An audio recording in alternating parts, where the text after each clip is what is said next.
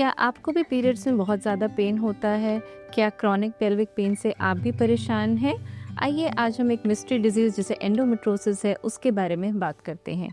हाय, मैं हूँ doctor Hina Chawla, senior consultant gynaec laparoscopic surgeon eight motherhood Chaitanya hospital Chandigarh. देखिए, एंडोमेट्रोसिस को सिंपल भाषा में समझे तो यानी कि जो यूट्रस की इनर लाइनिंग जैसा टिश्यू है, एंडोमेट्रियल टिश्यू, वो बाहर यूट्रस के अलावा कहीं भी ग्रो करना शुरू कर दे तो उसे हम एंडोमेट्रोसिस कहते हैं।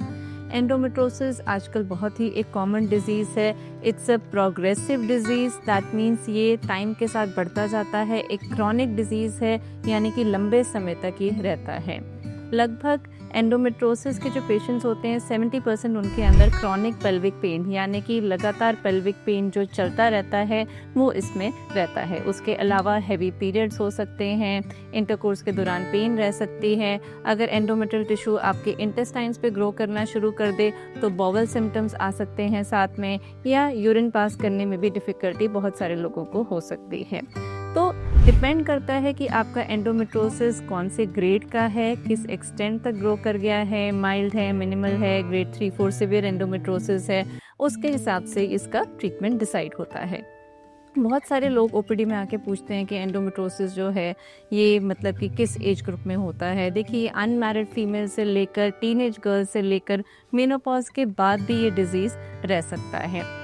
अप्रॉक्सीमेटली 50% ऑफ जो इनफर्टाइल कपल्स हैं, एंडोमेट्रोसिस 50% इनफर्टिलिटी के साथ एसोसिएटेड होता है। बट इसका मतलब ये नहीं है कि जिसको भी एंडोमेट्रोसिस है हर एक को ही इनफर्टिलिटी होगी या उनको कुछ ट्रीटमेंट कराने की ज़रूरत पड़ेगी। काफ़ी पेशेंट्स हैं एंडोमेट्रोसिस के जो mild disease, minimal to mild disease के होते हैं, वो अपने आप भी कंसीव कर पाते हैं या थोड़ी बहुत मेडिकेशंस के साथ वो कंसीव कर लेते हैं।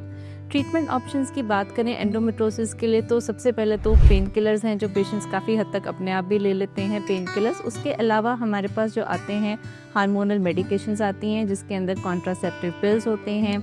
दूसरा प्रोजेस्ट्रॉन हो गया, जैसे कि डायनोजेस्ट टैबलेट आती है, या एक लीवोनॉर्जेस्ट्रॉल IUCD यानी कि मायरेना जिसको हम बोलते हैं वो, या फिर DMPA इंजेक्शंस जो होते हैं वो हो सकते हैं, या फिर थोड़ा सा और हायर वर्जन में हमारे पास GnRH एनालॉग्स आते हैं, इंजेक्शंस होते हैं एक तरह के जिनसे हम ये डिज़ीज़ को सप्रेस कर सकते हैं। अगर इन सब ट्रीटमेंट से पेन में कोई रिलीफ नहीं है या सिस्ट का साइज़ काफ़ी बड़ा है तो हम सर्जिकल ऑप्शन यानी लैप्रोस्कोपी सर्जरी के ऑप्शन देते हैं।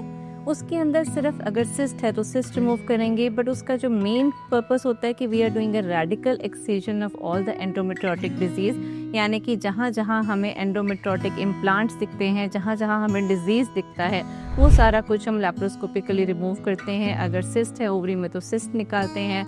अगर ट्यूब्स में प्रॉब्लम है, कई बारी ट्यूब्स में ब्लड भरना शुरू हो जाता है जिसको हेमाटोसैल्पिंग्स बोलते हैं, वो निकालते हैं। अगर बॉवल नोड्यूल है, रेक्टोवेजाइनल नोड्यूल है, उसको साथ में हम एक्सरसाइज करते हैं, यानी कि जहाँ जहाँ नेकेड आई से हम जितना डिजीज़ देख पा रहे हैं वो सारा कुछ हम एक्सरसाइज करते हैं।